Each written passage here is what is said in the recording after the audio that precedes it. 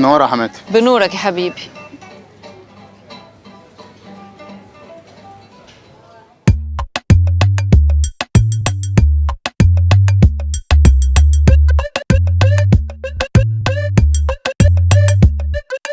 ما تستغربش، ده عارف ان 2 بي طول شهر نوفمبر عامله عروض، فهيجيب التكييف اللي نفسه فيه وهو بيجهز وهتفك معاه خالص.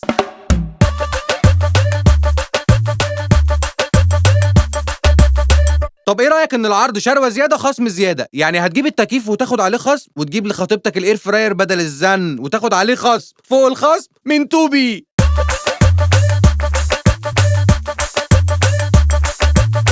وعشان رضا الحما واجب، هتجيب التلفزيون ال50 بوصه هديه عيد ميلادها اللي قرب، وهتاخد خصم فوق الخصم. يعني كل ما الشروه زادت كل ما الخصم زاد، ولو مش كاش في تقسيط، ولو مش فاضي يبقى اونلاين من 2 بي.